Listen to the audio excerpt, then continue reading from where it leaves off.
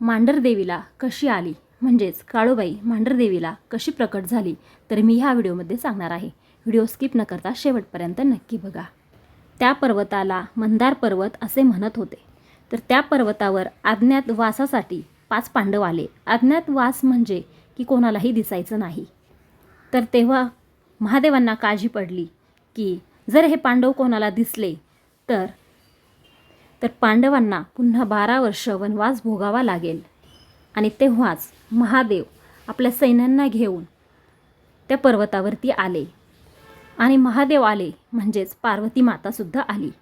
तर ह्या पर्वतावरती राक्षस लाख्यासूर नावाचा राक्षस घोर अशी तपश्चर्या करत होता. आणि अशी तपश्चर्या करून भगवान शंकराला ह्या लाख्यासुराने प्रसन्न करून घेतले. आणि असा वर मागितला, देवाकडे असं वरदान मागितलं की हे भगवान मला अमर तत्वाचं वरदान दे.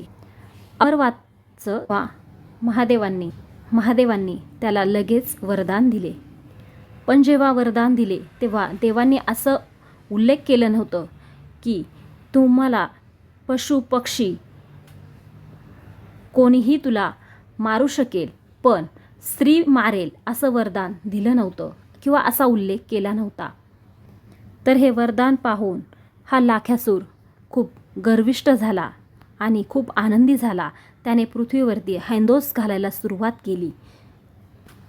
त्याने अनेक देवदेवतांची मंदिरे पाडायला सुरुवात केली आणि सांगायला लागला की कोणाचीही पूजा करू नका, पूजा करायची असेल तर माझी करा.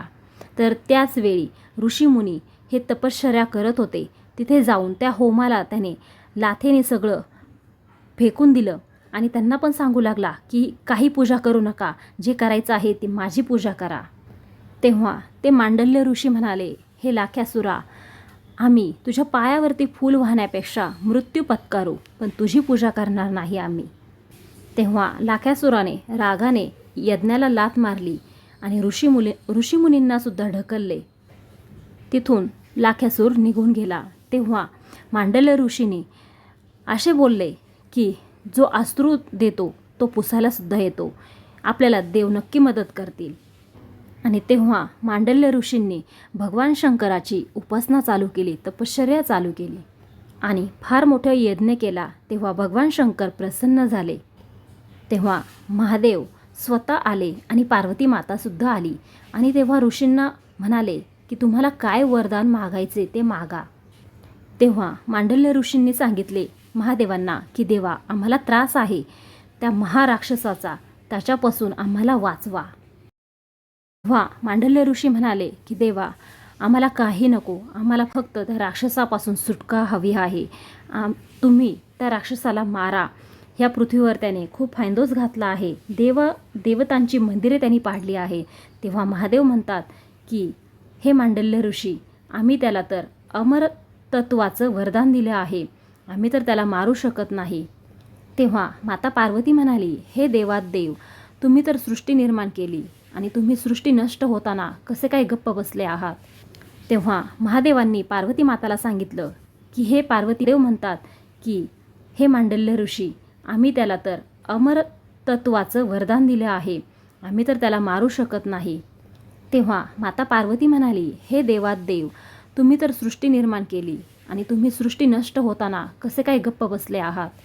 तेव्हा महादेवांनी पार्वती माताला सांगितलं की हे पार्वती माता, तू तर आदिमाया शक्तिशाली आहेस, तू त्याला मारू शकतेस. कारण जेव्हा महादेवांनी लाख्यासुराला वरदान दिले तेव्हा स्त्रीचा उल्लेख केलेला नव्हता, त्यामुळे पार्वती माता ही लाख्यासुराला मारू शकते. मग त्यावेळेस पार्वती माताने काळेश्वरीचं भव्य असं रूप धारण केलं. अष्टभुजा, मुंडक्यांची माळ, भव्य असं रूप घेतलं पार्वती माताने. सगळ्या हातांमध्ये हत्यारं घेतली आई काळूबाईने आणि आई काळूबाईने शंख वाजवला तर लगेच लाख्यासूर हजर झाला आणि असं महाभयंकर युद्ध असं चालू झालं.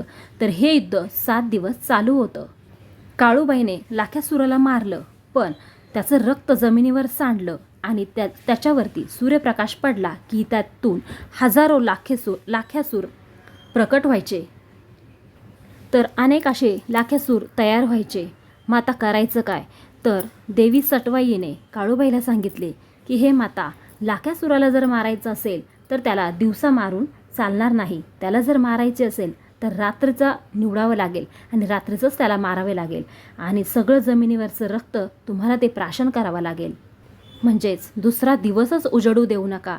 कारण मैत्रिणींनो, दुसरा दिवस होता तो पौष पौर्णिमेचा दिवस होता.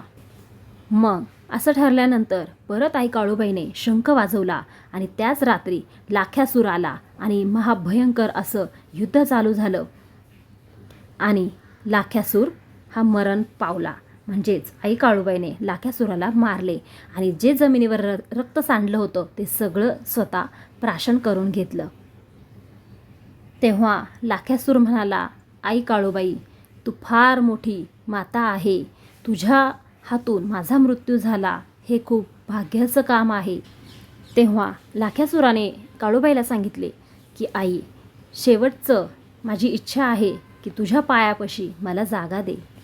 तेव्हा देवी त्याला तथास्तु असे म्हटले. तेव्हा आई काळूबाईने त्याला विचारले की तुला अजून काय कुठलं वरदान पाहिजे आहे का? तुझी कोणती इच्छा आहे का? तेव्हा लाख्यासूर म्हणाला की आई काळूबाई, मला माणसाचं रक्त पाहिजे. तेव्हा आई काळूबाई म्हणाली, इथून पुढे तुला माणसाचं रक्त नाही मिळणार. तुला रक्त मिळेल ते पशुपक्ष्याचं रक्त मिळेल.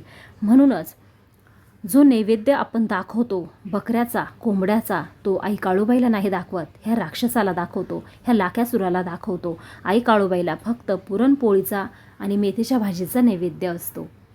आणि जे मांडर गाव आहे, ह्या गावाचं नाव त्या मांडल्य ऋषीमुळे पडलेलं आहे. आणि आदिमाया शक्ती त्या ठिकाणी गुप्त झाली. आणि आत्ता जी मूर्ती आहे तिथे काळूबाईची, जी मांडरगडावरती, ती स्वयंभू मूर्ती आहे आई काळूबाईची. तर पुढे कळालं लोकांना, तर लोकही तिथे येऊ लागली आणि त्याच्यानंतर पुढे सुंदर असं मंदिर तिथे उभं करण्यात आलं. आणि ह्या पौष पौर्णिमेला महाराष्ट्राच्या कानाकोपऱ्यातून फक्त आपल्या काळूबाईचं दर्शन घेण्यासाठी येतात आणि आई काळूबाईच्या पायाशी नतमस्तक होतात. आई काळूबाईची खणा नारळाने ओटी भरतात. तर सातारा जिल्ह्यामध्ये वाई नावाचं गाव आहे आणि तिथेच हा मांडरगड आहे, म्हणजेच आपली मांडरची काळूबाई. तर या गडावरती आई काळूबाई, मांडरची काळूबाई कशी प्रकट झाली हे तुम्हाला मी आज ह्या व्हिडिओमार्फत सांगितलेले आहे. तर माहिती कशी वाटली हे कमेंटमध्ये मला नक्कीच सांगा आणि चुकलं काही असेल तर क्षमा नक्की करा. तर अनेक भाविक भक्त अगदी मनापासून काळूबाईच्या दर्शनासाठी येतात आणि खूप मोठा घाट आहे, पण कधीही कसलीही तिथे भीती वाटत नाही. कारण असं म्हणतात की पौष पौर्णिमेच्या दिवशी आई काळूबाई घाटामध्ये असते. असं म्हणतात की मंदिरामध्ये देवी नसते पण घाटामध्ये असते. कारण ह्यासाठी की भक्तांचं संरक्षण करण्यासाठी देवी आपल्या घाटामध्ये असते. त्यामुळे मनापासून आई काळूबाईची पूजा करा, सेवा करा. खरंच देवी प्रसन्न होते. अनेकांना खूप छान असे अनुभव आलेले आहेत. खूप लांबून लोक येतात आणि खूप गर्दी असते. तर इथेच व्हिडिओ थांबवते. आई काळूबाईच्या नावानं चांग भलं. धन्यवाद.